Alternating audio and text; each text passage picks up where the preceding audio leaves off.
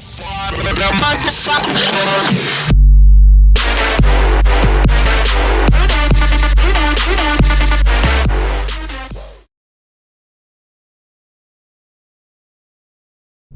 YouTube. Alright, so today what I'm going to be doing real quick is I'm going to be doing the brakes on my Camry. They finally need it.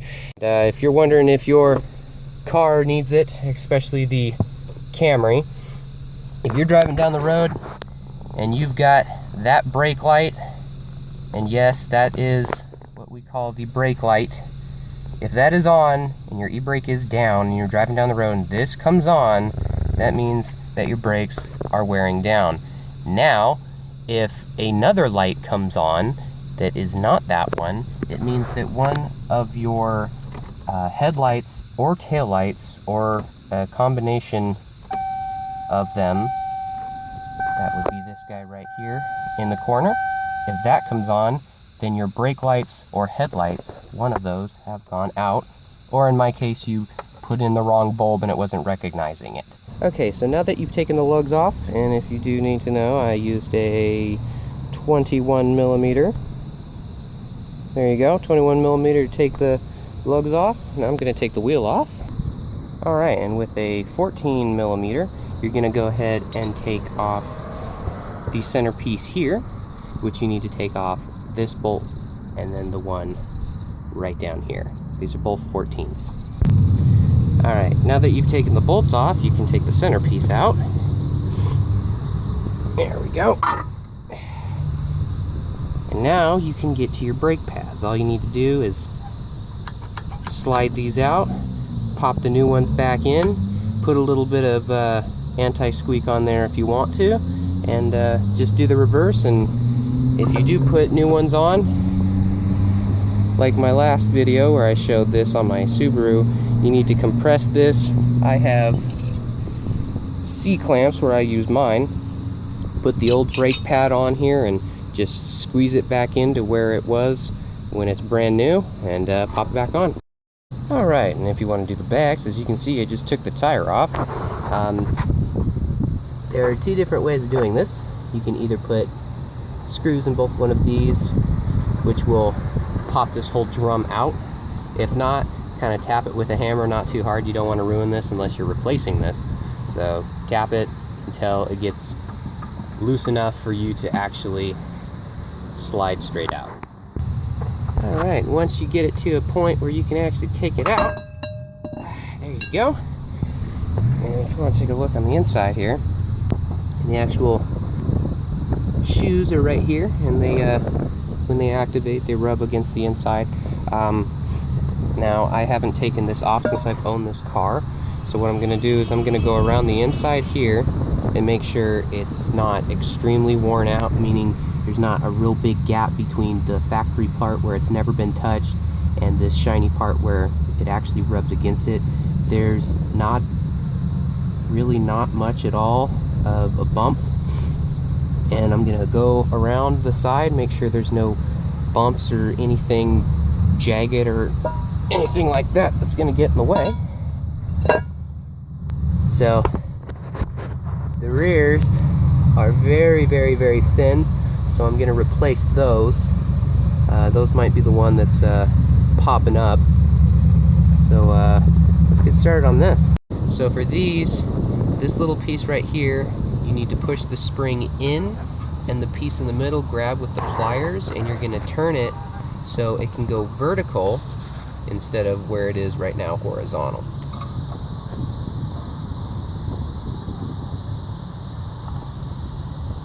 See where it is right there now?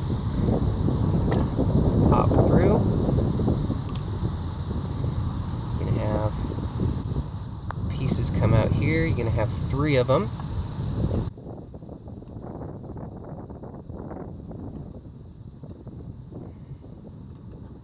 Push this through. These are the 3 pieces you're going to have. You're going to have the pin that goes through, the spring, and both of these. And then do that same thing to the other side. Alright, so the next thing you're going to take out is this C-clamp right here. All you need to do is push it out. Make sure you don't lose this little guy.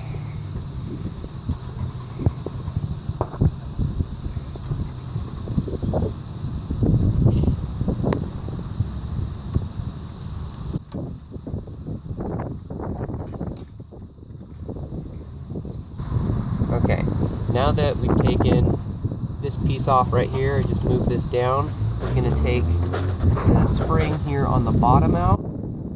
So all you have to do is detach either side and the whole thing will come out. Next one is going to be right here. It's going to be a spring. That's the thing that's holding this in place. So take this out.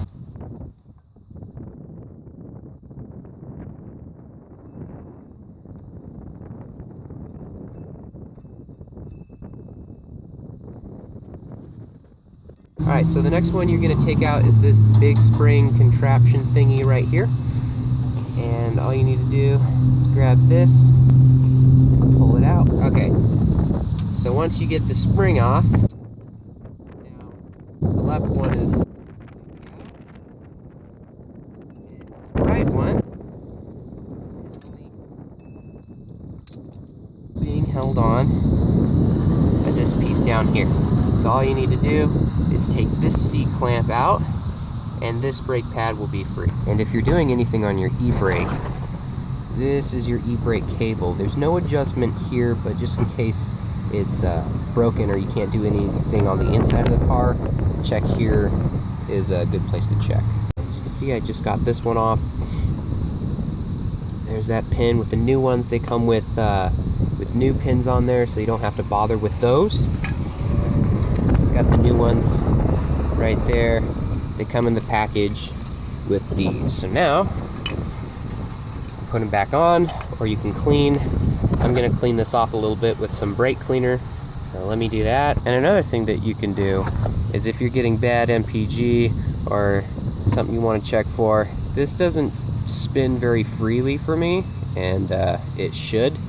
So what I'm going to do is I'm going to take this off and re-grease it so it spins a little bit better than what it does, because it's kind of rough right now. So move these holes and you're going to get these 14mm bolts.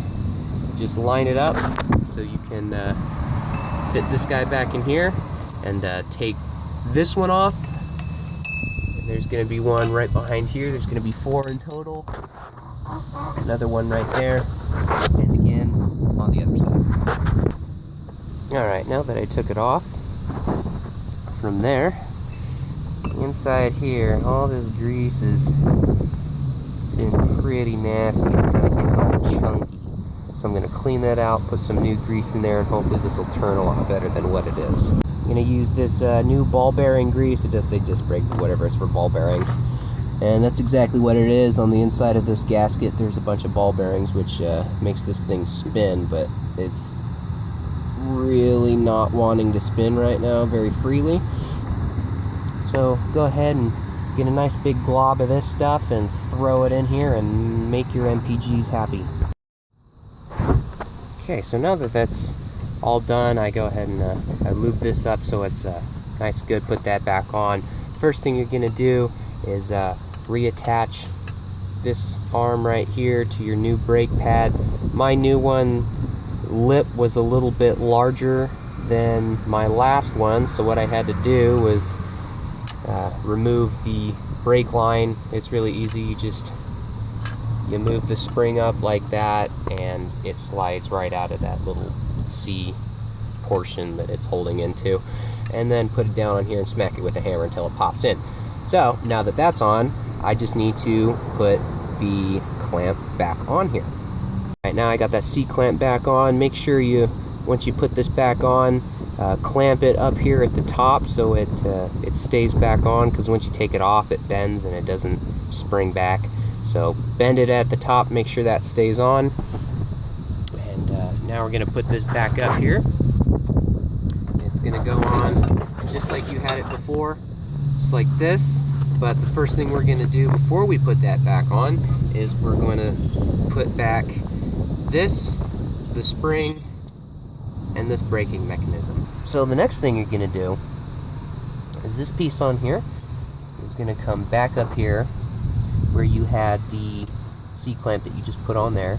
You're going to put this one back on top, just like this. You're going to put this one back on top, and you're going to put this C-clamp right back where you had it first. Now that you have the C-clamp back on there and this isn't going to go anywhere, next we're going to put on the braking mechanism, or you can also put on the clamp on here, or the spring on there. But first, I'm going to go ahead and put this on. So we're going to flip it around to the other side, and this little notch is going to go out towards the outside, so up here if it was placed back up here. So the spring is going to come and hook up right in here in this notch, not in any of the holes, but in the little notch there. And then this, with the notch pointing down, is going to come into here. And we're going to flip it over so the hole in this piece fits through there. There we go. Now that that's fit in there. Alright, now that we're here on the back, we're going to attach the spring from this hole to the hole in this one. So hook that on there. Let's start on this side first. And hook it back like that, so if you do it again, you can pull it from the other side. So hook it like that, and there. And just like that, you're going to hook it back in. This all through. Alright, so next what we're going to do is we're going to put this spring assembly back in so we can hold this one in place. So for the hole in the back, just back through here.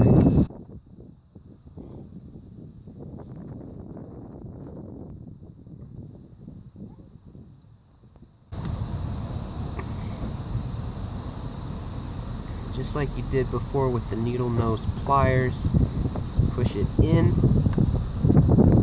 and turn.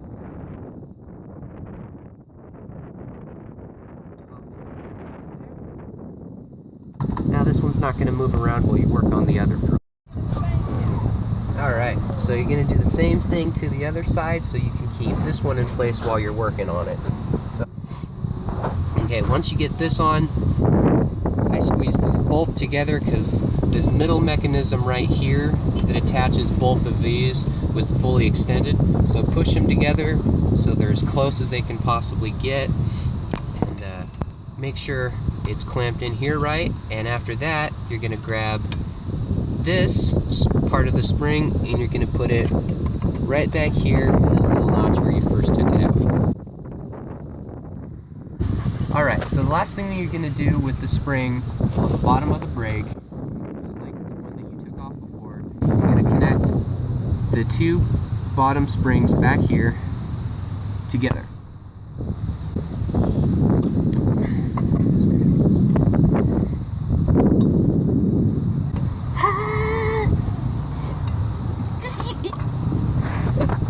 And just like that, everything is put back together.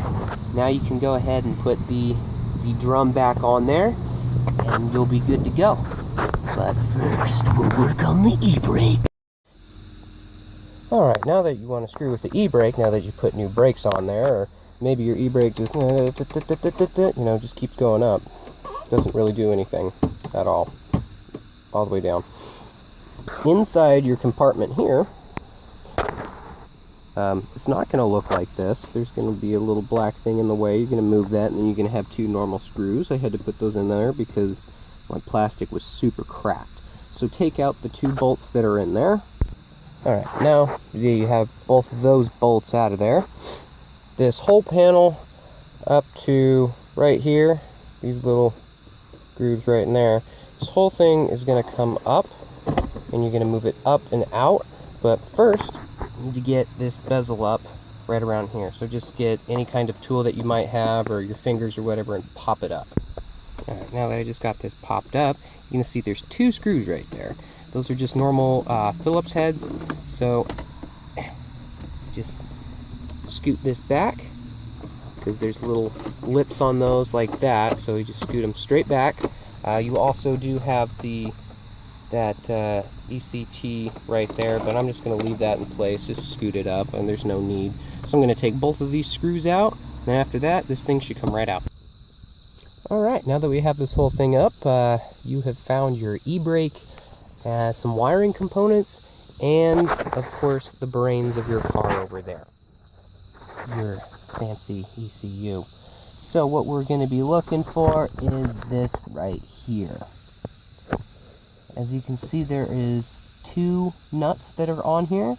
You're going to go ahead and loosen the top one up just a little bit, which locks this one. It just creates it from going up while you're using it over time. So loosen this one up, and you're going to want to tighten this one and make it go down. So turn it 10-15 times, and then test this out to make sure it doesn't go all the way up like it does. Okay, and once you get it to a nice tight point where it's nice and stiff now, once you get it to that point, what I did, it's a 10 millimeter. I got a nice long 10 millimeter that fit over the top of it, and tightened it up after I took the top nut off. And now that that is back on, I'm going to put the top nut back on, tighten it up against this one so it doesn't loosen back up, and put the center console back in. We're good.